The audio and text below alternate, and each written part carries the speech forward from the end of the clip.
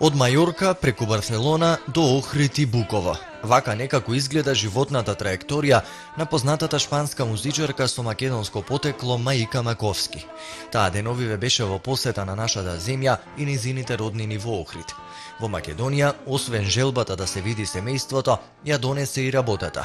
На неколку локации низ земјава, таа заедно со незиниот бенд снима видеа за незиниот најнов албум кој наскоро треба да доживее промоција.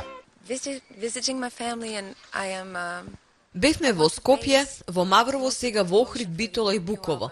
Тоа е малото село од каде потекнува татко ми, па потоа повторно одиме во Скопје. Правиме видеоуметност за да ги илустрираме песните, па мислам и дека целиот албум, иако не зборува директно за Македонија, една песна тоа го прави, но не и остатокот. Сепак, тоа е една почит затоа што Македонија е иницијалната каписла која предизвика се останато.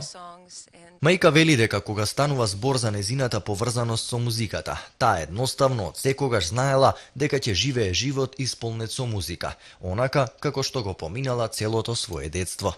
the fact that my dad is a musician. Фактот што татко ми е музичар е причина поради која се започна. Јас пораснав помеѓу инструменти. Татко ми е една навистина невообичаена личност. Дури и за македонските стандарди свири многу инструменти, така да секогаш имав музика околу мене, така израснав. Започнав да создавам музика кога имав 12 години, а со настапи започнав на 15 години. И од секогаш знаев што сакам да работам. До својата 18 година веќе имав и свој бенд, а на 21 година го снимив првиот албум.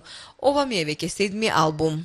Маика вели дека наскоро повторно ќе се врати во Македонија, овој пат за да го промовира својот најнов албум, а се надева да не посети престојно во лето.